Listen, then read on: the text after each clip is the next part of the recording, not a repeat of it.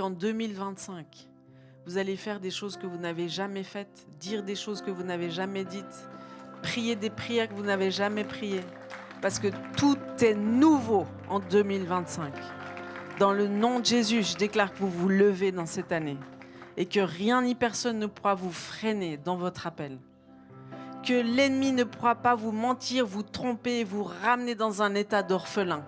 Parce que je déclare qu'en 2025, vous vous sentirez adopté par le Père, aimé par le Père, accueilli par le Père, célébré par le Père, vu par le Père. Et dans cette sécurité, vous êtes prêts à combattre dans les nouveaux territoires. Vous n'avez pas peur de l'ennemi en 2025. Vous savez qu'il est terrassé et que votre autorité en Christ grandit. Et vous prenez conscience dans quel combat vous êtes et vous combattez le bon combat de la foi. En 2025, vous recevez une portion de foi supplémentaire qui correspond à un temps comme celui-ci. Alors vous allez bien ? Le public a changé, mais il y en a plein qui étaient là aujourd'hui. Qui était là aujourd'hui ? Levez la main. Voilà, trop bien. Eh bien, soyez les bienvenus ce soir. Donc j'espère que vous allez bien. Le nom de Jésus doit être élevé, comme ça a été bien chanté aujourd'hui. C'est juste magnifique. Donc j'aimerais partager avec vous ce que Dieu nous réserve pour cette année, avec ces différentes... je m'adresse à l'Église et puis je veux considérer que je suis une prophète pour la vie. Ça vous convient ? Donc on va essayer de préparer le terrain pour que la vie puisse vraiment arriver dans chacune de vos entrailles, comme ça a été chanté par Anne-Léa. Que la vie puisse atterrir dans chacune de vos entrailles pour cette année 2025. Donc je regardais un petit peu les paroles de 2024 et puis je me disais mais il y a quand même beaucoup de similarités pour 2025. Donc vous avez remarqué que le changement n'est pas radical, enfin c'est pas d'un jour à l'autre que tout d'un coup tout change, d'accord ? Donc il y a des choses qui évoluent, il y a des portes qui s'ouvrent et puis il y a des saisons qui sont différentes. Mais moi ce que je recevais et que j'ai déjà partagé en 2024, c'était l'année vous vous rappelez ? C'était l'année de quoi, le 2024 ? Dévoilement, bravo. Un bon point pour chacun qui a répondu juste.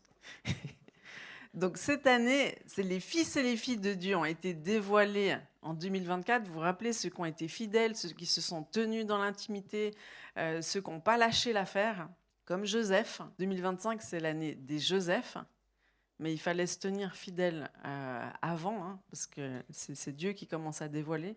Donc ces fils et ces filles de Dieu ont été dévoilés, beaucoup de choses ont été dévoilées en 2024, mais en 2025, les fils et les filles de Dieu vont se manifester, ils vont éclore, ils vont répandre leur odeur, leur saveur, ils vont rentrer dans leur appel, on va les voir et on va être au bénéfice de la gloire de Dieu qui est sur eux. Donc vous dites, est-ce qu'il s'agit de moi ? Est-ce que ça s'agit de...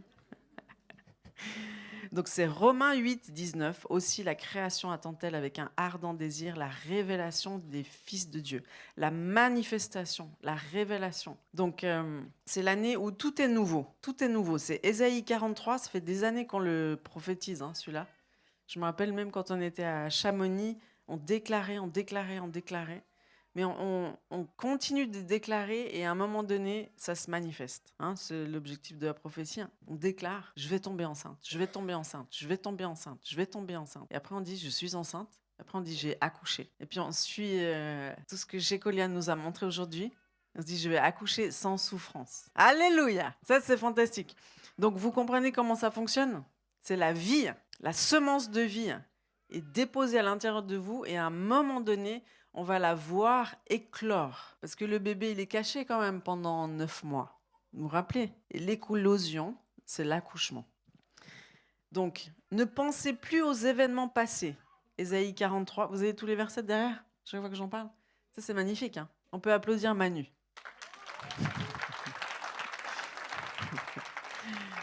Waouh, ça c'est la nouveauté comme ça vous pourrez mieux suivre ce que je vous dis. Donc, ne pensez plus aux événements passés et ne considérez plus ce qui est ancien. Voici, je vais faire une chose nouvelle sur le point d'arriver.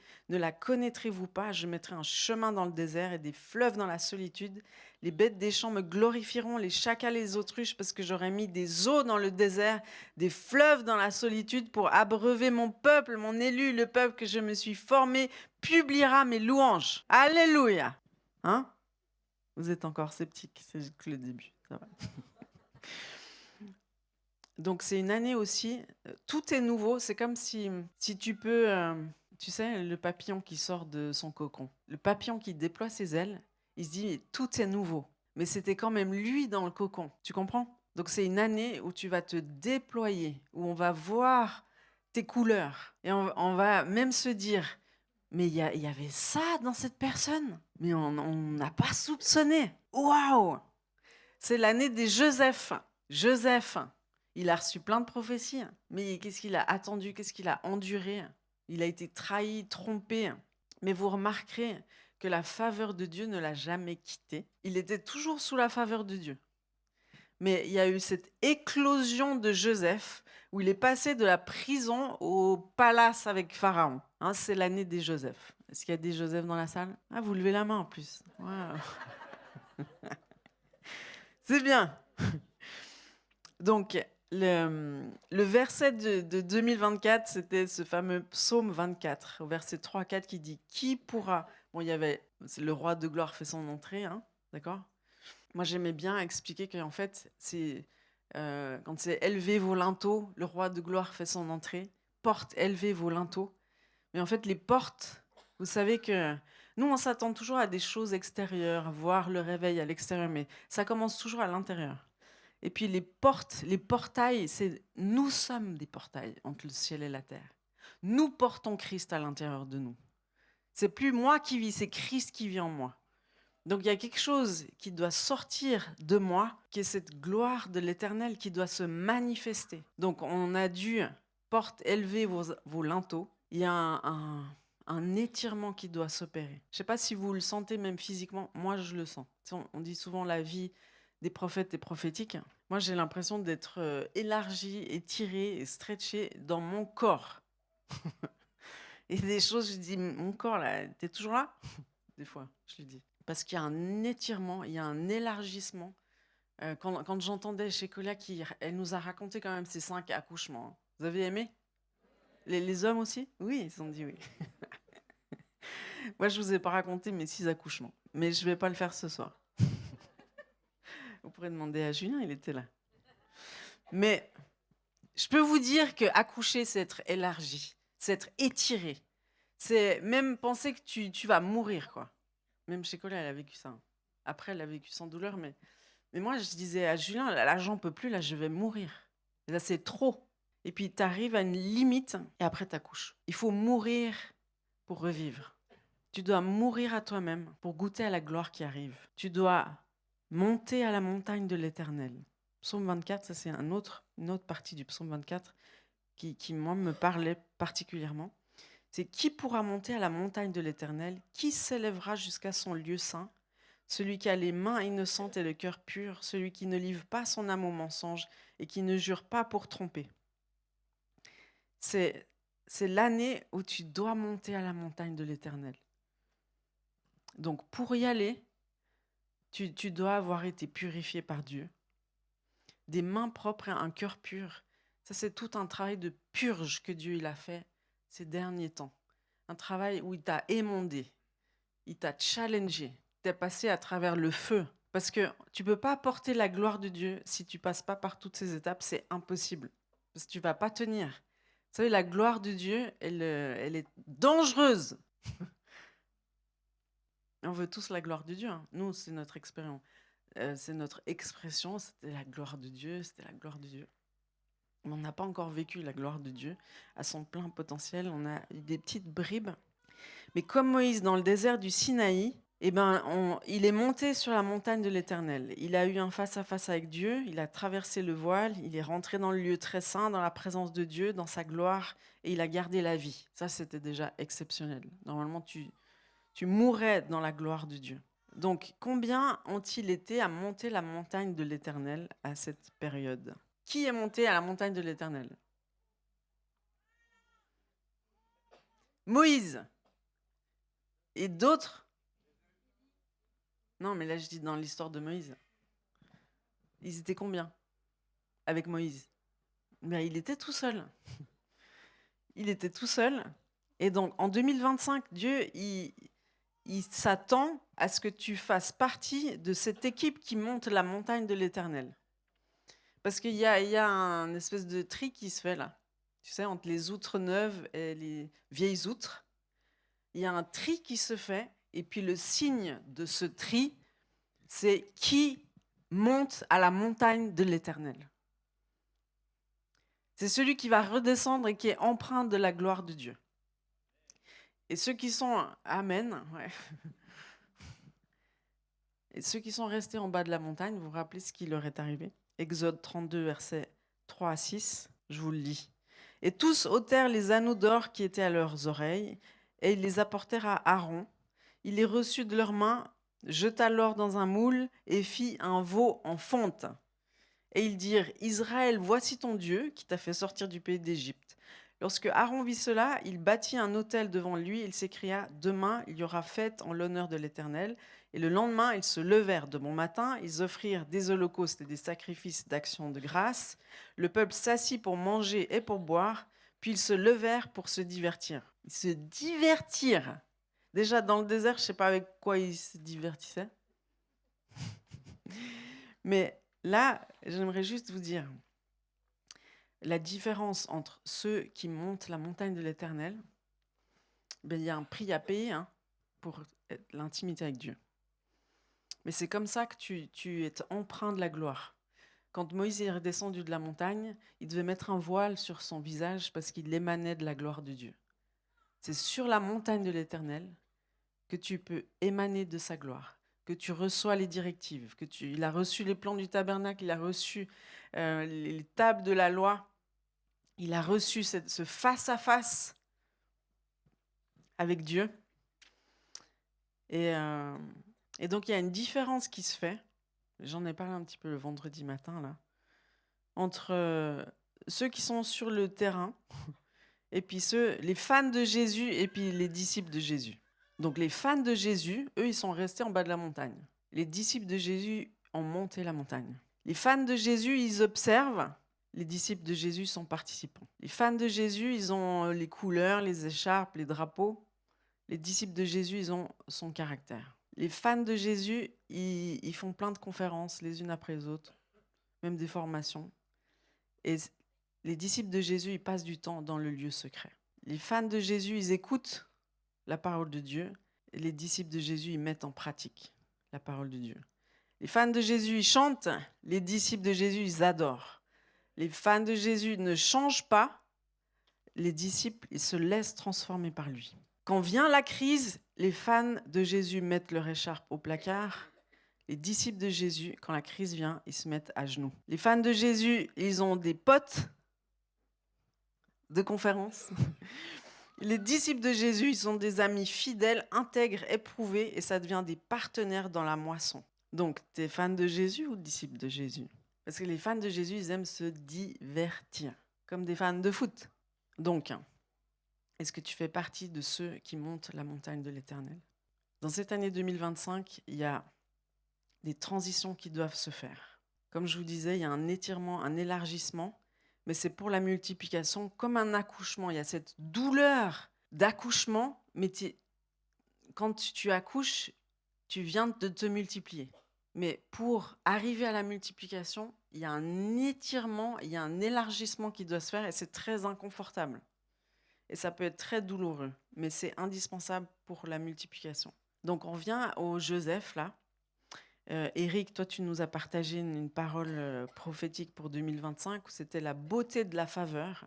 Et puis vous pourrez regarder sur YouTube, on trouve.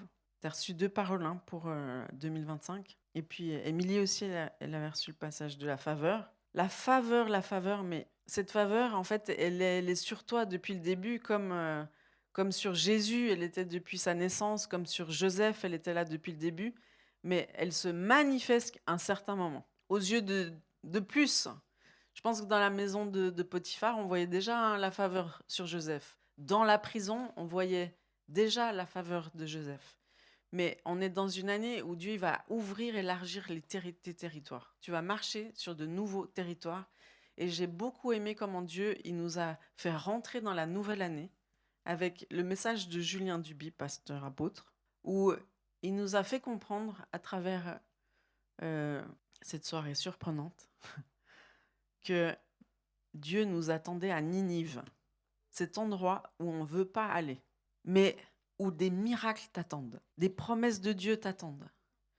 Tu sais, c'est comme quand tu hésites à obéir. Moi, c'est la révélation que j'ai eue avec ce fameux livre qu'on a écrit avec Julien, Toi, lève-toi, où tu luttes. Quand Dieu te demande d'écrire un livre, tu es là, voilà, est-ce que je suis capable? Qu'est-ce que les gens vont penser de moi? Est-ce que est-ce que je sais écrire? Qu'est-ce que je vais dire? Et non, non, non, non. Tu as 10 000 trucs qui s'opposent à, bien sûr, ce que Dieu te demande de faire. Mais c'est en lisant Charles Finney, là, le livre des réveils religieux, ce qui m'a donné une claque, en fait, c'est ta désobéissance peut te faire stagner, en fait, des années. Puis tu dis, mais Seigneur, t'es où? Pourquoi t'agis pas? Pourquoi tu m'ouvres pas ces portes? Pourquoi? Et puis, c'est parce que t'es pas en train de faire ce que Dieu te demande. Donc, il te met en pause. Il te dit, bah vas-y, fais ce que je te demande. Et puis, il y a tout qui va s'ouvrir à un moment donné. Mais on résiste, hein. Je crois qu'il y a un petit qui essaie de démonter les palissades, mais c'est bien. Donc, qu'est-ce que j'étais en train de dire, les amis? La désobéissance. Alors, donc, moi, je me sentais pas bien, tout ça, là. Et puis, je me suis sentie corrigée par Dieu, parce que en lisant ce passage, il m'a montré, il m'a dit, lis la page 51 de ce livre. Et je lis et j'arrive justement sur, parce que Charles Finney, tu sais, il parle un peu cru, hein. C'est genre, à l'époque, c'est genre, repens-toi, race de pêcheurs. Donc c'est un peu cru, mais il dit simplement, si ça bug dans ta vie, c'est que tu n'es pas en train de faire ce que Dieu te demande de faire. Et c'est ça le message que je reçois. Puis je me dis, mais Seigneur, qu'est-ce que je suis pas en train de faire en fait? Il dit, ton livre. Le livre, oui, tu m'as dit d'écrire un livre, je le ferai quand j'aurai le temps. Il m'a dit, non, maintenant. C'est ça ta désobéissance. C'est pas que tu veux pas le faire, mais c'est que tu n'es pas en train de le faire maintenant. Puis il m'a dit, il n'est pas question de toi, il est question des gens que je veux toucher. C'est pas à propos de toi. Donc arrête de dire, mon Dieu, qu'est-ce qu'ils vont penser de moi? Est-ce que je vais... Non, tu fais ce que Dieu te demande de faire, c'est tout. Et si tu le fais pas, c'est toutes ces vies que tu prives, c'est tous ces miracles qui vont pas arriver. Imagine, des fois je me dis, déjà je me dis, imaginez si j'avais épousé un autre homme que Julien. Catastrophe. Mais c'est imaginer si on n'avait pas obéi pour venir ici faire l'église. Imaginez. Tu sais, des fois, c'est un peu flippant de te faire le film à l'envers. Seigneur, merci parce on obéit à ce que tu nous dis de faire. Donc, il y en a dans cette salle ce soir qui sont en train de réaliser, qui ne sont pas en train de faire ce que Dieu vous a demandé. En 2025, vous avez intérêt à obéir. Vous recevez? Amen. Parce qu'il y a un plan derrière, il y a des vies derrière, il y a quelque chose que Dieu veut faire. C'est pas à propos de toi, tu comprends? En 2025, Dieu va toucher les enfants. Il va venir les visiter, il va leur parler, il va les utiliser pour nous interpeller. Même si c'est toutes les générations qui sont concernées par le réveil, parce que c'est l'esprit d'Élie, tu sais, celui qui réconcilie le cœur des fils avec les pères et le cœur des pères avec les fils. Mais Dieu va venir visiter les enfants comme on n'a jamais vu. Donc, sois attentif aux enfants. Chéris le ministère des enfants. Pense à faire des choses avec les enfants, des choses spirituelles, pas de la garderie. Dieu va souffler sur le peuple juif et cette année, des personnalités importantes vont déclarer publiquement que Jésus est le Messie attendu. On verra bien. Alléluia. Dieu m'a montré, c'est une des premières choses qu'il m'a dites pour 2025, c'est le niveau d'intercession et de prière doit augmenter. Il doit augmenter, il doit augmenter, il doit augmenter, il doit augmenter. cette année 2025, il faut qu'on se tienne dans l'intercession et dans la prière. Donc, c'était une très bonne idée qu'on fasse une offrande pendant le jeûne et prière, là, les 4 jours avant Nouvel An. Julien, il a reçu qu'il devait mettre un seau et dire, allez, on va commencer à faire une offrande pour la maison de prière pour mettre une nouvelle porte avec un accès digicode. Comme ça, vous pourrez tous donner. Imaginez si vous donniez tous 1 heure de votre temps. Là, on pourrait faire maison de prière 24/7. Hein, c'est pas beaucoup 1 heure. Même je suis sûre que si vous donniez tous une demi-heure, on y arriverait peut-être. Alléluia. Le niveau d'intercession doit augmenter parce que des grands changements arrivent en 2025, des conflits et des grands changements. Mais en même temps, ça va déclencher des feux et des brasiers de réveil à plusieurs endroits. Ce que je recevais comme ville, c'est Annecy, alléluia, merci Gilles, Nantes, Paris, Belfort, Marseille, Toulouse, Pau, Clermont-Ferrand, les Cévennes, Bordeaux, Reims et ses alentours, Biarritz et certainement bien d'autres. Et des mouvements de gloire en France. C'est la gloire au milieu des tumultes et ce n'est pas celle qu'on attendait. T'entends bien? Ne sois pas déçu. Hein. Tu t'attends à un truc, tu sais. Avec Dieu, c'est souvent comme ça. Tu t'attends à un truc, puis le cadeau qu'il te donne, c'est un autre truc. Mais c'est ce qui est le meilleur pour toi, c'est ce qui est le meilleur pour le pays, c'est ce qui est le meilleur pour l'histoire de ce monde, c'est ce qui est le meilleur pour l'Europe. Mais Dieu, il a vu la France et il va envoyer son réveil en France. Donc moi, je me dis, Seigneur, merci de nous avoir envoyés en France. Alléluia. Mais les Suisses, vous n'êtes pas trop loin, donc ça va se répandre en Suisse aussi. Alléluia. Ah là là. Tu es peut-être depuis la fin de l'année déjà en processus, mais il faut t'attendre à un étirement, à des inconforts, à des morts à soi-même en 2025. Comme mourir à ses propres ambitions et embrasser la volonté de Dieu, car il faut mourir pour goûter à la gloire. Ça, je vous ai expliqué. Parce que Dieu prépare ton outre et elle doit être souple. Il prépare son filet. Son filet, c'est des connexions de cœur. Hein. C'est nous tous ensemble. C'est le corps de Christ qui est le filet de la grande moisson qui vient en 2025. Et ce filet, il doit être solide. Et c'est nos cœurs connectés ensemble. Donc Dieu, il va continuer d'opérer des réconciliations. Il va te reconnecter avec des anciennes amitiés, comme il l'a fait avec Hugues et Chamira. Et c'est là que tu dis, ah mais c'est pour ça qu'on les a rencontrés en fait. Tu as fait tout un plan pour le réveil. C'est ce qu'il fait Dieu. Est-ce que ça t'est arrivé dernièrement de retrouver des personnes que tu n'as pas vues depuis très longtemps? Oui. Voilà. C'est pas pour rien. Dieu, il a un plan. Depuis le début, il connaît tout le plan. Et donc, merci Seigneur pour tes plans. Il y a des connexions de cœur qui sont indispensables pour la moisson d'âme qui vient. Il y aura des réconciliations, mais il y aura aussi des séparations. Parce que Dieu, il est comme ça. Il peut te séparer de certaines relations, parce que si tu continues à être en relation, tu ne peux pas rentrer dans son appel. Et des fois, c'est des saisons. Hein. Ça ne veut pas dire que c'est des mauvaises relations, mais ça veut dire que ce n'est pas les relations de cette saison. Donc, sois attentif, discerne tes relations. Donc, Dieu va t'envoyer à Ninive. T'es prêt? Ou tu préfères le poisson? Te retrouver dans le ventre du poisson. Donc, cette année, c'est Ninive. C'est des nouveaux territoires, mais ne résiste pas. Ne résiste pas. Donc ça, c'était vraiment le message de Julien. Je vous encourage à l'écouter si ce n'est pas déjà fait. Et puis, à la fête de Noël, vous étiez là à la célébration de Noël? J'ai parlé d'une histoire de Père Noël. Et puis Dieu me disait, rappelle-leur cette histoire-là, comme ça, ils pourront comprendre ce que ça veut dire des nouveaux territoires, ceux que tu voulais pas conquérir. Donc, c'est ce chrétien aux États-Unis. Dieu lui dit, j'aimerais que tu fasses le Père Noël dans ce centre commercial pour toucher les gens. Et puis il lui dit, non, le Père Noël c'est pas chrétien, je vais pas faire ça.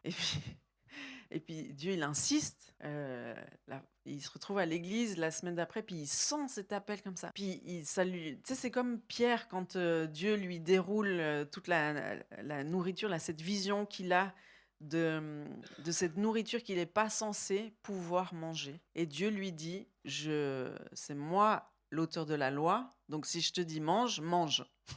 Tu sais? Donc, il va dire Dieu, c'est moi qui sais mieux que toi. Si je te dis va faire le Père Noël, va faire le Père Noël. Et puis là, ce qui s'est passé, c'est que au final, il a obéi, il a été à Ninive. Et puis, dans le centre commercial, il y a eu un incident avec une jeune fille qui est décédée, il s'est passé quelque chose. Et puis lui, il était là pour pouvoir prier pour cette fille qui est revenue à la vie. Et puis ça s'est répandu comme nouvelle dans toute la région, dans le village où il était. Et donc, après, tout le monde venait vers cet homme parce que ça s'est su dans le village, qu'il priait pour les gens et qu'il se passait des choses. Donc après, il a fait le Père Noël dans le centre commercial et puis il s'est passé des choses extraordinaires. Et donc, c'est pas juste une fable que je vous raconte parce que une amie proche, elle a été rencontrer ce fameux Père Noël et puis dans sa présence, elle a senti l'adoption du Père comme jamais. Elle commençait à pleurer et puis dès que le Père Noël lui parlait, et chrétien, donc c'est pas le Père Noël, vous avez compris. Et ben elle a vécu une adoption en 2-2, genre un parcours d'adoption compact. Et ça l'a perturbée quoi. Elle me raconte cette histoire et je sens que c'est comme une histoire prophétique pour ce qui pourrait vous arriver. Donc, faites simplement ce que Dieu vous dit de faire. N'ayez pas peur de ce qu'on va penser ou dire de vous. À un moment donné, ils verront les fruits. Hein, parce que parfois, on est plus jugé par l'Église que par les non-chrétiens. Vous avez remarqué? Mais tu dois être juste dans l'obéissance. Donc c'est une année, les amis, où vous allez être envoyés dans des nouveaux territoires. Mais n'ayez pas peur, c'est le Ninive, là où Dieu vous attend. Et c'est un endroit de moisson d'âme, de miracles, de guérison, de choses extraordinaires. Mais ce sera inconfortable. Vous êtes prêts? J'ai pas entendu. Oui. Bon. Donc, la correction de Dieu va permettre un élargissement, une restructuration de vos pensées pour te donner une nouvelle vision, une nouvelle façon de voir les choses. C'est ça qui va t'aider. Donc, laisse Dieu faire. Laisse-le restructurer ta pensée pour que tu puisses lui obéir. Il prépare le vase que tu es, qu'il veut faire de toi. Donc, la moisson arrive, cela demande une préparation de cœur, un alignement avec la volonté de Dieu. Et je réalise aussi, que toutes les formations qu'on a créées depuis des années, les livres, les parcours en ligne, tout ça, c'est pour un temps comme celui-ci que ça a été préparé. Ça a pris des années, mais aujourd'hui, c'est pour un temps d'accélération, de moisson, d'équipement du corps de Christ pour ce qui vient. Parce que le corps de Christ, il doit être prêt à accueillir la moisson d'âme qui arrive. Vous serez tous recrutés dans l'armée de Dieu. Vous serez tous recrutés. Moi, c'est quand on fait les formations Ésaïe 61, la pratique, là, c'est parce que c'est pour vous préparer, parce que sinon on pourrait se dire, bon, on a assez d'équipiers de prière, c'est bon. Mais quand la moisson d'âme va arriver, ce sera vous tous, là, les équipiers de prière. Et puis ce sera le strict minimum pour la moisson d'âme qui va arriver. Donc, s'il vous plaît, en 2025, engagez dans la formation. Considérez que vous êtes appelé, que vous êtes recruté dans son armée. Vous n'êtes pas appelé à rester sur votre chaise. Non, non, non. Vous êtes appelés à être des disciples utiles dans le royaume de Dieu. D'accord? C'est 2025, c'est pour vous. Donc c'est vraiment, tout a été préparé pour un temps comme celui-ci, même l'intelligence artificielle qui traduit toutes nos formations dans toutes les langues possibles et imaginables, c'est pour un temps comme celui-ci. Vous avez déjà vu ça? Julien, il me montre. Je parle en italien. C'est moi qui parle, c'est pas quelqu'un d'autre. Je parle en allemand, en anglais, en espagnol, avec ma voix. C'est l'intelligence artificielle. Elle doit servir le royaume de Dieu. C'est pas, ça peut être dangereux, mais là maintenant, en 2025, il faut qu'elle serve le royaume de Dieu. Et puis le Covid, il y a quand même eu un point positif, c'est qu'il nous a préparés à tout ce qui est en ligne. S'il n'y avait pas eu le Covid, on serait là encore en présentiel. On dirait pas bonjour à nos internautes. Bon, en 2025, on va entendre parler de signes dans le ciel et de faux messies. Avant le vrai, il y a toujours les faux semblants qui arrivent. Et donc, la parole de Dieu, c'est Matthieu 24, 23, 26. Alors, si quelqu'un vous dit, voici le Christ est ici ou il est là, ne le croyez pas, car il s'élèvera des faux Christ et des faux prophètes, et ils montreront de grands signes et des prodiges de manière à séduire, si possible, même les élus. C'est qui les élus? C'est vous. Donc, c'est pour ça que je vous rappelle que potentiellement, même vous pourriez être séduit par les signes et prodiges que ces hommes pourront faire. Mais le Christ nous dit, Christ, ça veut dire oint. Tu vois, ça veut pas dire que forcément des Jésus-Christ, des faux Jésus-Christ. Ça veut dire que des faux messies vont paraître. Parce que vous savez que l'islam attend son messie. Il y en a plein qui attendent leur messie. Les New Age, ils attendent certainement leur messie. Les Juifs attendent le Messie. Nous, on attend le retour de Jésus, mais Jésus, il nous a dit, il reviendra comme il est parti. Donc, il ne sera pas plus sur terre. Il est venu une fois sur terre sous forme de bébé et il ne reviendra pas sous cette forme. Vous avez entendu? Une fois, ça devrait suffire. Mais donc, ça veut dire que les grands signes et les prodiges peuvent nous impressionner, mais ce n'est pas ça qui doit nous impressionner. Et on doit savoir ce qui va arriver pour pas tomber dans les pièges. D'accord? Et puis, quand je vous dis qu'avant le vrai, il y a toujours des faux semblants qui arrivent, donc je sais qu'en France, il y a une armée de femmes qui va se lever comme jamais. En France. Et puis, je sais aussi, vu qu'on était dans les questions d'avortement, Zoa Basique, vous étiez là, Zoa Basique, qu'en France, ce qui a amené la loi Veil, donc la légalisation de l'avortement, c'est des femmes qui se sont levées, soi-disant pour la liberté, soi-disant pour la solidarité, mais c'était un faux mouvement de levée de la femme qui est arrivé en 1970, plus ou moins. Vous savez, c'est les années 68, c'était un faux mouvement, mais là, il y a un vrai mouvement de femmes qui va arriver. Vous êtes prêtes? Amen. Si vous êtes une femme et un homme, vous pouvez dire Amen. Donc, ces signes dans le ciel, on nous en parle quand même dans la parole de Dieu, par exemple dans Apocalypse 16, 13 à 15. Et je vis sortir de la bouche du dragon et de la bouche de la bête et de la bouche du faux prophète 3 esprits impurs semblables à des grenouilles, car ce sont des esprits de démons qui font des prodiges et qui vont vers les rois de toute la terre afin de les rassembler pour le combat du grand jour du Dieu Tout-Puissant. Voici, je viens comme un voleur, heureux celui qui veille et qui garde ses vêtements, afin qu'il ne marche pas nu et qu'on ne voit pas sa honte. Donc, en 2025, peut-être qu'on va voir des signes dans le ciel. Moi, je me rappelle d'une prophétesse, il y a des années, qui disait, quand Jésus va venir chercher son église, on va dire que c'est les extraterrestres. Vous avez déjà entendu ça? L'explication du monde, c'est les extraterrestres. Donc, moi, j'ai écouté Hugh Ross, c'est un astrophysicien. C'est Mike Signorelli qui l'interviewait, que vous connaissez vu qu'il était là un soir. Magnifique homme de Dieu, Mike Signorelli. Et il interviewe Hugh Ross, qui connaît, qui a étudié les signes, des signes bizarres dans le ciel, etc. Et puis, ils ont interviewé des personnes qui ont eu des rencontres avec les extraterrestres, etc. Et puis, lui qui est chrétien, il a une perspective chrétienne. Donc, c'est intéressant parce que toutes les personnes qui ont été en contact avec des extraterrestres, de près ou de loin, il y en a qui ont communié plus ou moins avec eux, et ben tous avaient des cauchemars, avaient des terreurs nocturnes, où on commençait à avoir des animaux morts autour d'eux jusqu'à mourir eux-mêmes. Donc, aucun signe positif d'une rencontre avec un extraterrestre, mais il y a des signes qui sont... enfin, je ne vais pas aller plus loin dans l'histoire, mais tout ça pour dire que l'ennemi produit des signes dans le ciel. Donc, on peut les voir, on peut les identifier. D'après cet homme Hugh Ross, vous pouvez écouter, c'est un anglophone, hein, mais il explique que oui, ils étudient en astrophysique que ils peuvent voir des choses. Il y a plein de témoignages, il y a même des images, mais que c'est pas des éléments physiques. Ça veut dire que c'est des éléments ou des choses qui appartiennent à une dimension autre que la nôtre. Donc nous, en tant que chrétiens, on sait qu'il y a une dimension autre que la nôtre, tout le monde invisible, oui, qu'il y a un monde spirituel, qu'il y a des êtres spirituels, qu'il y a des anges déchus, des esprits mauvais, et qui peuvent prendre toutes sortes de formes. Vous savez, l'ange de lumière dont parle la parole de Dieu, c'est Satan déguisé en ange. Donc il peut prendre toutes sortes de formes. C'est le king du déguisement, l'ennemi.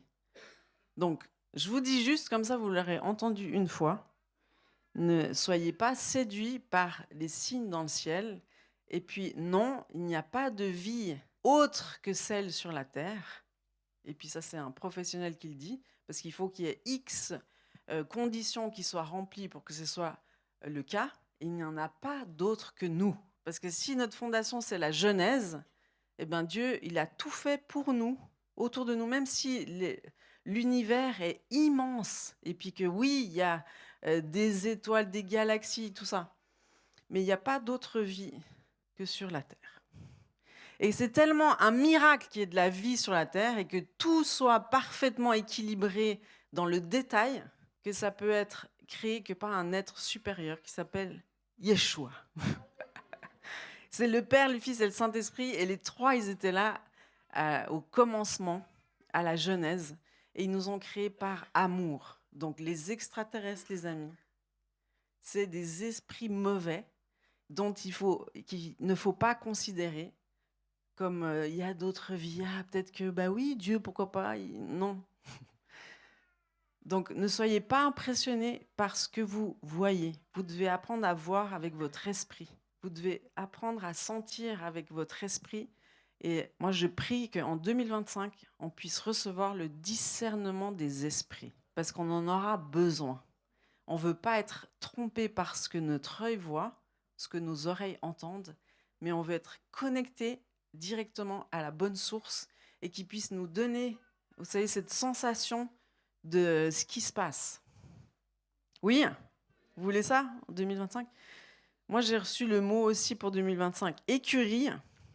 Donc, j'étais rassurée quand j'ai entendu parler des chevaux, là, pendant la louange. Dieu va libérer ses chevaux en 2025. Ils sortent des écuries. Alors, je ne peux pas vous en dire trop, plus, mais il y a un déversement de l'armée céleste sur la terre pour quelque chose en 2025. Et les chevaux sont en mouvement. Donc, le GCA va se déployer. Il va éclore en 2025. Et il va engendrer encore plus d'églises. Il va se multiplier et croître en maturité et en unité. Mais le GCA va aussi se déployer comme un aimant. L'eau va jaillir du puits. Et c'est une eau pleine de vie et pleine de pureté. C'est la pluie, c'est l'eau de la pluie de la première et de l'arrière-saison. Dans Joël 2, c'est ce qu'on a chanté aussi. Vous vous rappelez? Joël 2, versets 23 à 24. « Et vous, enfants de Sion, soyez dans l'allégresse et réjouissez-vous en l'Éternel votre Dieu, car il vous donnera la pluie en son temps, il vous enverra la pluie de la première et de l'arrière-saison, comme autrefois. » Les gens, ils viendront de partout pour recevoir leur délivrance. La délivrance de toute forme d'impureté sexuelle, de dysphorie de genre, de pornographie, de stérilité, de maladie mentale, de handicap. Mais ce sera tout en rapport avec la vie, la vie, la vie, la vie, la vie. Il y a un puits de vie et de pureté qui est en train d'être débouché. L'eau est en train de jaillir et ça va attirer les nations ici pour goûter, pour recevoir cette eau et pour aller la répandre sur leur territoire.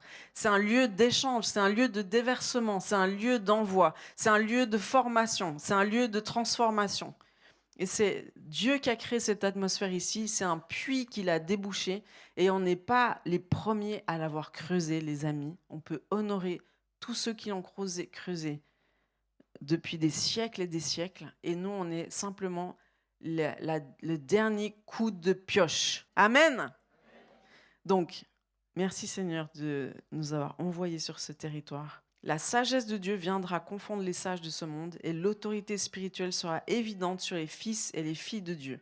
Ton autorité, l'autorité spirituelle, Dieu va te marquer de son autorité spirituelle, de son huile d'onction, de cette huile pure et sainte qui va couler de ta tête jusqu'à tes pieds. Et elle va couler aussi de manière corporative. C'est une onction corporative qui vient dans cette maison. Si tu es dans cette maison, si tu sers dans cette maison, tu es sous cette même huile. Et donc, tu dois manifester la délivrance pour les autres. Tu dois prier pour les malades.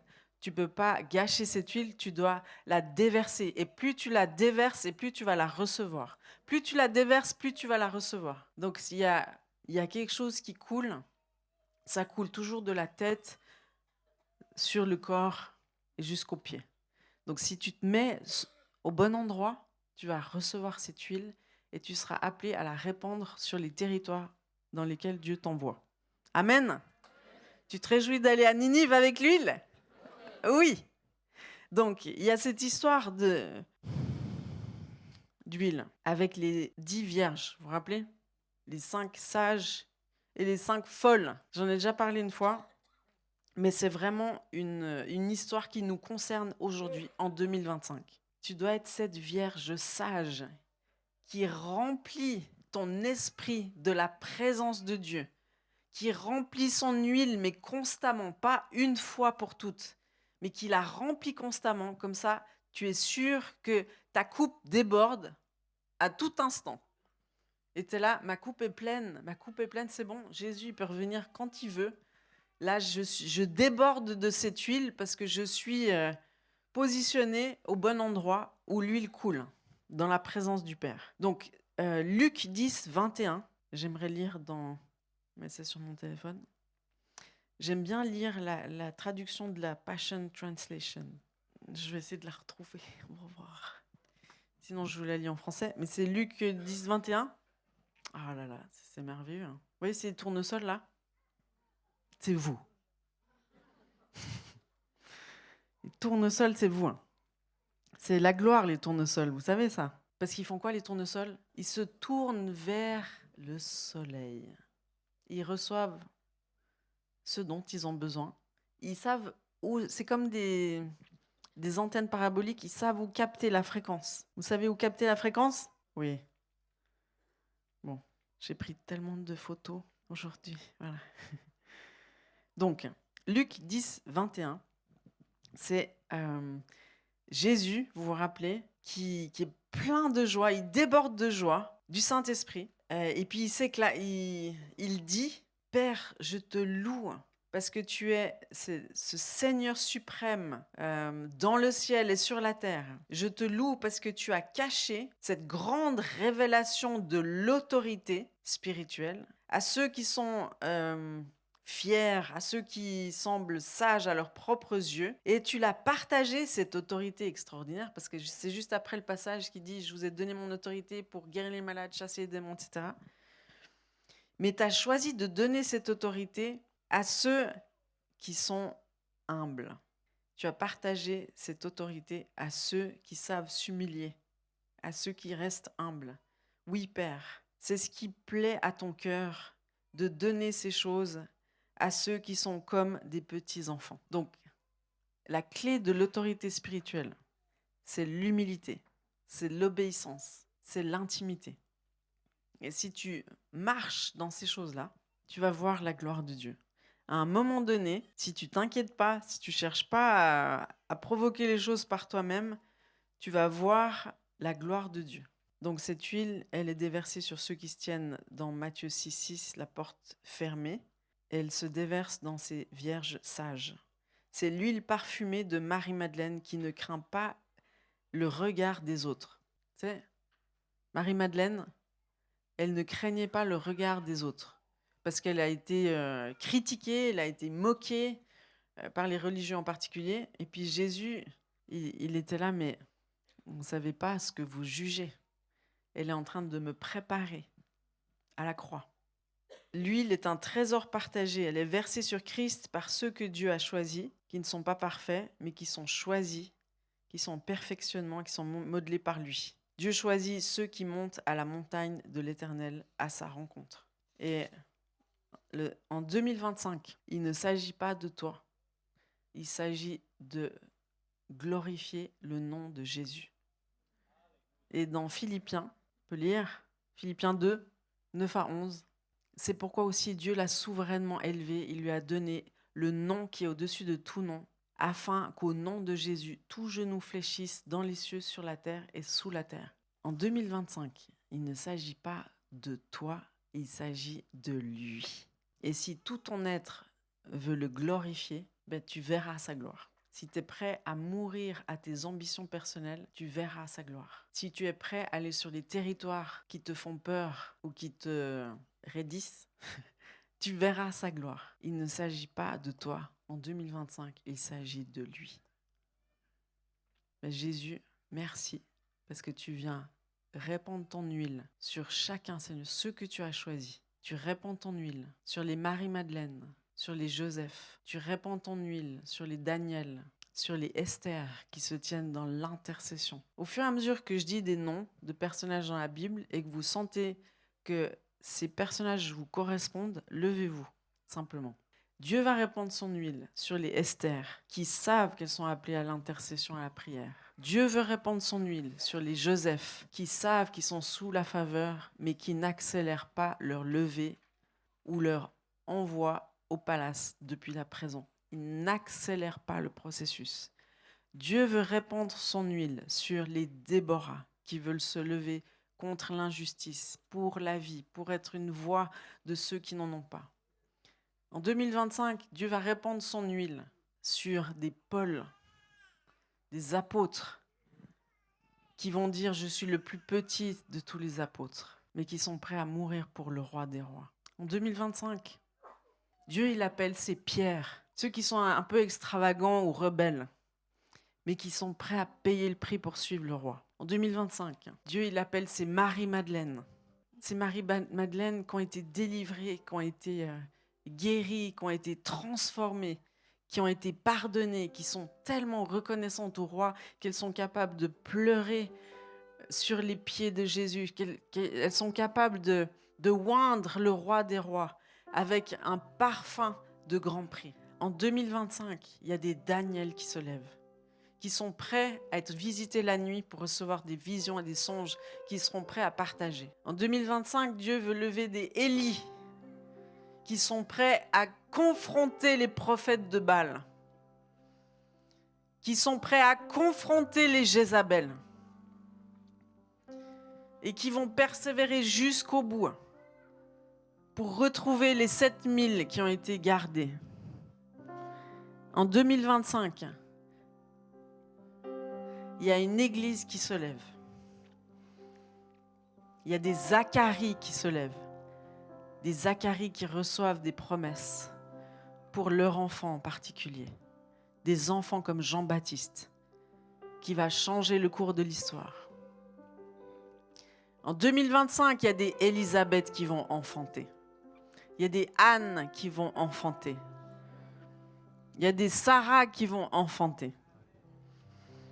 En 2025, il y a des hommes et des femmes de Dieu, comme Samuel, qui est appelé par Dieu alors qu'il est enfant, qui va entendre la voix de Dieu audiblement. En 2025, il y a des enfants comme Samuel qui vont entendre Dieu et ils vont venir nous confondre, nous surprendre. En 2025, il y a des Moïse qui tiennent leur bâton d'autorité pour ouvrir des voies nouvelles. En 2025, il y a des Josué qui sont prêts à récupérer les témoins pour aller encore plus loin, pour conquérir la terre promise. En 2025, il y a des Sarah qui reçoivent la promesse.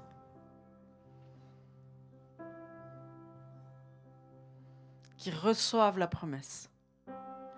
Des pères et des mères qui se lèvent pour accompagner cette jeune génération à maturité. Et j'aimerais dire que aucun de ces hommes et aucune de ces femmes n'a choisi de vivre pour lui-même. Mais ils se sont tous levés pour accomplir la mission de Dieu, pour répondre à l'appel, pour explorer des nouveaux territoires. Et je prie qu'en 2025, vous allez faire des choses que vous n'avez jamais faites, dire des choses que vous n'avez jamais dites, prier des prières que vous n'avez jamais priées, parce que tout est nouveau en 2025. Dans le nom de Jésus, je déclare que vous vous levez dans cette année et que rien ni personne ne pourra vous freiner dans votre appel. Que l'ennemi ne pourra pas vous mentir, vous tromper, vous ramener dans un état d'orphelin. Parce que je déclare qu'en 2025, vous vous sentirez adopté par le Père, aimé par le Père, accueilli par le Père, célébré par le Père, vu par le Père. Et dans cette sécurité, vous êtes prêts à combattre dans les nouveaux territoires. Vous n'avez pas peur de l'ennemi en 2025. Vous savez qu'il est terrassé et que votre autorité en Christ grandit. Et vous prenez conscience dans quel combat vous êtes et vous combattez le bon combat de la foi. En 2025, vous recevez une portion de foi supplémentaire qui correspond à un temps comme celui-ci. En 2025, la peur ne vous atteint pas. Les événements aux news, là, ne vous effraient pas. En 2025, vous fixez vos yeux sur Jésus. Vous faites exactement ce qu'il vous dit de faire. Vous n'êtes pas distrait. En 2025, vous montez la montagne de l'Éternel et vous n'êtes pas pris par les distractions de ce monde. Dans le nom de Jésus. En 2025, vous vous positionnez comme ces 5 vierges sages. En 2025, vous vous positionnez sous le flot de cette huile sainte qui coule. Cette onction sous laquelle vous vous placez de manière intentionnelle. Et Jésus, merci pour ce que tu fais. Merci pour tous les bébés qui vont naître ou qui vont être engendrés. Bon, ils vont naître, c'est sûr, s'ils sont engendrés. Mais peut-être qu'ils peuvent être engendrés en décembre 2025. En 2025, il y a des fécondations attendues qui se prennent place dans les entrailles. En 2025, il y a aussi des grossesses surprises, les amis. Et c'est une bonne nouvelle, je tiens à le déclarer. C'est une bonne nouvelle dans le nom de Jésus. Soyez bénis, réjouissez-vous de cette nouvelle saison qui est devant nous. Et on peut applaudir Jésus, on peut remettre le verset s'il vous plaît. Jésus est au-dessus de tout nom, toute autorité, toute domination. On vit pour Jésus, on se bat pour Jésus. Et on veut qu'il puisse nous accueillir en disant « Bon et fidèle serviteur, tu as fait ce que je t'ai demandé de faire. » Alléluia.